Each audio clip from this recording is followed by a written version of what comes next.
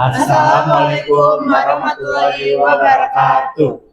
Perkenalkan, kami dari kelompok 1 yang akan mempresentasikan mengenai pengertian dan role lingkup historiografi untuk memenuhi tugas UAS mata kuliah historiografi. Sebelumnya, perkenalkan nama saya Vidya Farzugni Sanjaya. Saya Ravalia. Saya Dika Pertama Tanjung. Saya Muhammad Salim Basyari. Dan selamat menyaksikan. Baik, saya akan menjelaskan materi tentang pengertian historiografi sebagai bagian awal dari pembahasan kita gitu kan.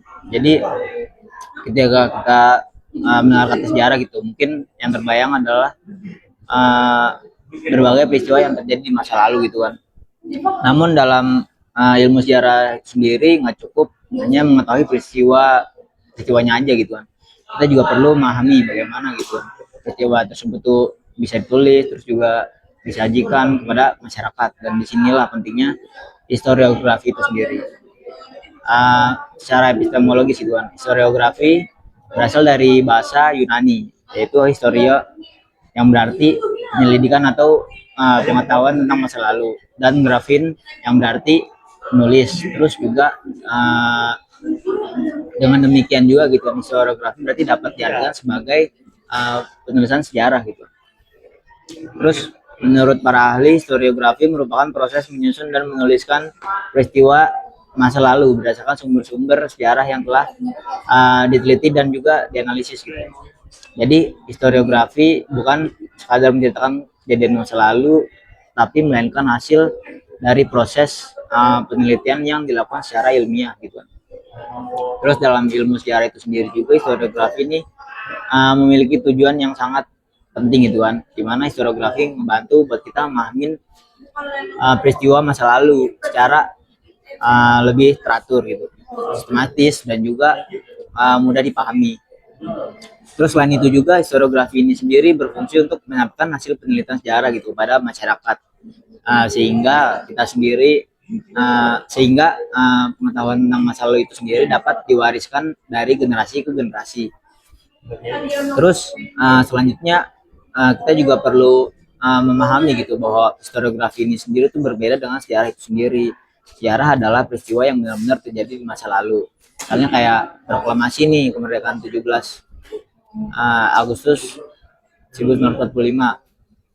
Jadi misalnya proklamasi tersebut. Terus sementara itu historiografi ini adalah tulisan karya gitu, atau karya yang menjelaskan atau menceritakan kembali tentang peristiwa tersebut gitu berdasarkan sumber-sumber sejarah yang tersedia. Nah, karena ditulis oleh manusia lah, historiografi itu juga dapat dipengaruhi oleh sudut pandang penulisnya. Oleh sebab itu juga satu peristiwa sejarah terkadang itu dapat memiliki berbagai penafsiran yang berbeda gitu kan, meskipun peristiwa yang dibahas itu sama. Nah, inilah yang membuat kajian historiografi itu sendiri menjadi penting untuk dipelajari. Terus dari penjelasan tersebut tadi juga gitu dapat disimpulin bahwa historiografi itu adalah suatu kegiatan atau hasil penulisan sejarah yang disusun berdasarkan penelitian dan juga sumber-sumber yang dapat dipertanggungjawabkan. Melalui historiografi kita tidak hanya mengetahui apa yang terjadi di masa lalu, tapi juga memahami gitu bagaimana peristiwa tersebut itu ditafsirkan, disusun, dan disampaikan kepada masyarakat. Oke, jadi saya akan menjelaskan mengenai historiografi sebagai metode. Jadi historiografi sebagai metode merupakan tahap dalam penelitian sejarah yang berkaitan dengan proses penyusunan dan juga penulisan hasil penelitian sejarah secara sistematis. Jadi teman-teman, historiografi bukan sekedar kegiatan menulis cerita sejarah, tetapi historiografi itu merupakan proses ilmiah untuk menyusun fakta-fakta sejarah yang telah ditemukan sebelumnya menjadi sebuah tulisan yang terstruktur dan juga dapat dipertanggungjawabkan. Jadi dalam penelitian sejarah, seorang peneliti itu tidak langsung menulis setelah menemukan sumber gitu, tapi sebelum sampai pada tahap historiografi ini ada beberapa tahapan lain yang harus dilalui, seperti pencarian sumber, kritik sumber, dan juga interpretasi. Nah, karena itu historiografi itu sering disebut sebagai tahap akhir dalam metode penelitian sejarah. Jadi dalam metode penelitian sejarah, historiografi itu menjadi tahap akhir setelah peneliti mengumpulkan, menyeleksi, dan juga menafsirkan berbagai sumber sejarah sehingga menghasilkan tulisan sejarah yang runtut dan juga ilmiah. Nah, bagian ini penting karena sering muncul pertanyaan, apakah historiografi itu hanya menyalin fakta-fakta sejarah saja? Jawabannya ya tentu saja tidak. Jadi sejarawan itu harus memilih fakta yang relevan, menyusun hubungan antar peristiwa, serta menjelaskan makna dari peristiwa tersebut. Misalnya ketika menulis tentang proklamasi kemerdekaan Indonesia, sejarawan itu tidak hanya menuliskan bahwa proklamasi itu terjadi pada 17 Agustus 1945, tetapi sejarawan juga harus menjelaskan latar belakangnya, tokoh-tokoh yang terlibat, proses penyusunan teks proklamasi, hingga dampak bagi bangsa Indonesia. Nah, jadi historiografi itu adalah proses mengubah fakta-fakta yang terpisah menjadi sebuah narasi sejarah yang utuh dan juga mudah dipahami. Nah, selanjutnya, historiografi dalam metode penelitian sejarah. Jadi dalam penelitian sejarah, historiografi itu merupakan bagian dari rangkaian metode yang digunakan oleh sejarawan untuk merekonstruksi peristiwa masa lalu. Jadi kata kunci pada kalimat ini adalah merekonstruksi peristiwa masa lalu. Kenapa disebut rekonstruksi? Karena peristiwa masa lalu itu tidak bisa diulang kembali dan sejarawan itu hanya dapat memahami masa lalu melalui jejak-jejak yang ditinggalkan seperti arsip, dokumen, surat kabar, foto, prasasti, atau wawancara dengan pelaku sejarah. Oleh karena itu, historiografi itu bukan berarti menciptakan cerita baru, melainkan menyusun kembali gambaran masa lalu berdasarkan bukti yang tersedia. Nah, di tahap ini, setelah peneliti melakukan beberapa proses penting dalam penelitian sejarah, tahapan tersebut itu ada beberapa, yaitu pertama, heuristik, itu mencari dan juga mengumpulkan sumber sejarah. Nah, pada tahap ini, peneliti itu mengumpulkan berbagai sumber yang berkaitan dengan topik penelitian.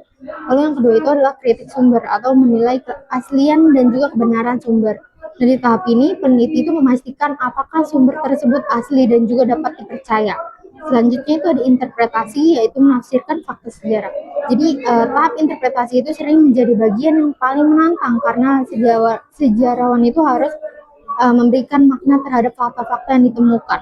Lalu selanjutnya itu adalah historiografi, yaitu tahap terakhir, di mana menyusun dan juga menuliskan hasil penelitian sejarah. Jadi setelah semua tahap selesai, barulah hasil penelitian itu dituliskan. Jadi historiografi itu sebenarnya merupakan puncak dari seluruh proses penelitian sejarah.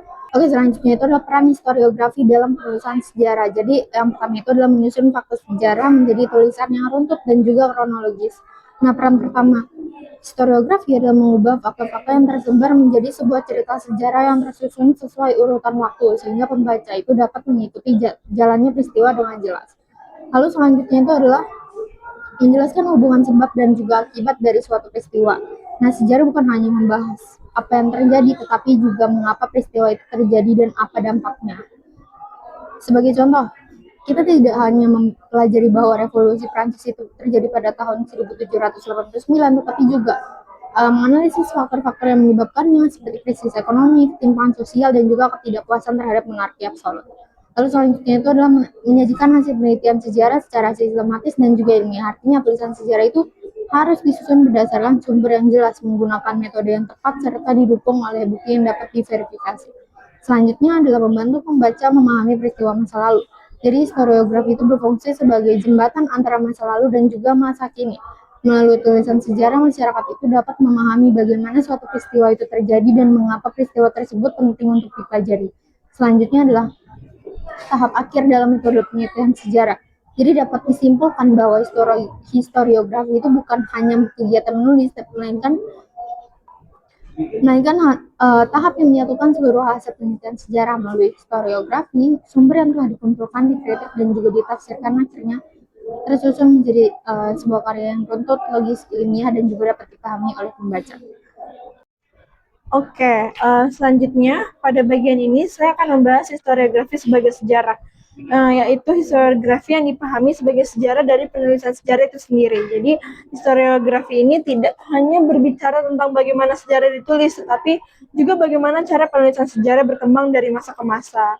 Setiap zaman memiliki cara pandang yang berbeda dalam melihat dan menulis peristiwa sejarah. Karena itu, penulisan sejarah yang dihasilkan pada suatu periode bisa berbeda dengan tulisan sejarah pada periode lainnya, meskipun membahas peristiwa yang sama gitu kan. Di Indonesia, perkembangan historiografi umumnya dibagi menjadi 3 bentuk utama, yaitu historiografi tradisional, historiografi kolonial, dan historiografi nasional.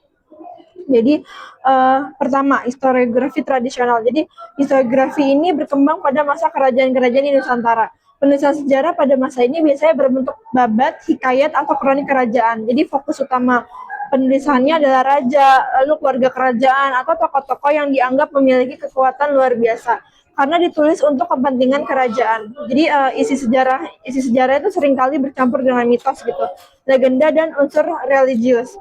Akibatnya objektivitas dalam penulisan sejarah masih sangat terbatas gitu. Lalu kedua, historiografi kolonial. Jadi historiografi ini berkembang pada masa penjajahan Belanda. Sebagian besar tulisan sejarah ini dibuat oleh penulis atau pejabat kolonial yang melihat Indonesia dari sudut pandang penjajah. Oleh karena itu, sejarah yang ditulis lebih banyak menceritakan aktivitas pemerintah kolonial. Sementara peran masyarakat Indonesia seringkali kurang mendapat perhatian gitu kan. Jadi dalam historiografi kolonial ini, bangsa Indonesia lebih sering digambarkan sebagai objek daripada pelaku sejarah. Lalu yang ketiga, historiografi nasional. Jadi historiografi ini mulai berkembang setelah Indonesia merdeka. Jadi penulisan sejarah tidak lagi berpusat pada kepentingan kerajaan ataupun kolonial, melainkan berusaha menempatkan bangsa Indonesia sebagai pelaku utama dalam perjalanan sejarahnya sendiri gitu kan. Historiografi nasional ini banyak menyoroti perjuangan rakyat, tokoh-tokoh nasional, proses pembentukan identitas bangsa, serta semangat persatuan dan nasionalisme. Jadi dari perkembangan tersebut tuh kita dapat melihat bahwa sejarah tidak pernah sepenuhnya terlepas dari sudut pandang penulisnya. Latar belakang, kepentingan, nilai, dan kondisi sosial penulis dapat mempengaruhi bagaimana suatu peristiwa dijelaskan dan ditafsirkan. Sebagai contoh gitu ya, peristiwa penjajahan Belanda mungkin akan ditulis secara berbeda oleh penulis kolonial dan penulis nasional. Kalau penulis kolonial dapat menggambarkannya sebagai proses pembangunan dan modernisasi gitu kan. Kalau sedangkan penulis nasional lebih menekankan dampak penindasan dan perjuangan rakyat Indonesia untuk memperoleh kemerdekaan. Jadi oleh karena itu, ketika mempelajari sejarah, kita tidak hanya perlu mengetahui fakta-fakta yang terjadi, tetapi juga memahami siapa yang menulis sejarah tersebut, kapan ditulis, dan untuk apa sejarah itu ditulis gitu. Dengan begitu kita akan melihat sejarah tuh secara lebih kritis dan memperoleh pemahaman yang lebih menyeluruh mengenai masa lalu. Jadi historiografi sebagai sejarah membantu kita memahami penulisan sejarah itu selalu mengalami perkembangan dan perubahan, serta dipengaruhi oleh sudut pandang dan konteks zaman penulisnya. Oke, selanjutnya kita akan membahas mengenai penulisan sejarah sebagai ruang historiografi. Secara sederhana itu penulisan sejarah itu adalah proses menyusun dan menyajikan kembali peristiwa masa lalu berdasarkan fakta-fakta yang diperoleh dari berbagai sumber sejarah. Penulisan sejarah itu nggak hanya sekedar menceritakan apa yang terjadi, tapi juga menjelaskan bagaimana suatu peristiwa terjadi, mengapa peristiwa itu terjadi, dan apa sih dampaknya bagi kehidupan masyarakat. Dalam proses penulisan sejarah itu terdapat beberapa unsur penting ya yang perlu kita perhatikan. Yang pertama adalah fakta sejarah. Fakta itu merupakan dasar utama dalam penulisan sejarah karena sejarah itu harus didasarkan pada bukti yang dapat dipertanggungjawabkan, seperti dokumen, arsip, ilustrasi, foto, ataupun kesaksian dari pelaku sejarah. Yang kedua adalah interpretasi. Setelah fakta-fakta berhasil dikumpulkan, sejarawan itu perlu atau penulis sejarah itu perlu menafsirkan fakta tersebut agar dapat membentuk suatu penjelasan yang utuh. Pada tahap interpretasi ini tuh seorang penulis sejarah tuh berusaha memahami hubungan antara berbagai peristiwa yang terjadi di masa lalu. Yang ketiga ada kronologi. Kronologi itu berarti penyusunan peristiwa berdasarkan urutan waktunya. Unsur ini tuh penting ya agar pembaca tuh dapat memahami alur peristiwa secara beruntun dan tidak menimbulkan kesalahpahaman. Yang keempat ada kausalitas atau hubungan sebab akibat. Dalam sejarah, suatu peristiwa itu biasanya tidak terjadi begitu aja, melainkan punya penyebab dan konsekuensi tertentu. Oleh karena itu penulisan sejarah tuh harus mampu menjelaskan hubungan antara sebab dan akibat dari suatu peristiwa. Dan selain unsur yang tadi ya, yang sudah disebutkan, ada juga beberapa prinsip yang perlu diperhatikan ya, agar penulisan sejarah itu menghasilkan karya yang baik. Penulisan sejarah itu harus didasarkan pada sumber yang dapat dipercaya, bersifat objektif, disusun secara sistematis, dan mampu memberikan penjelasan yang logis mengenai suatu peristiwa.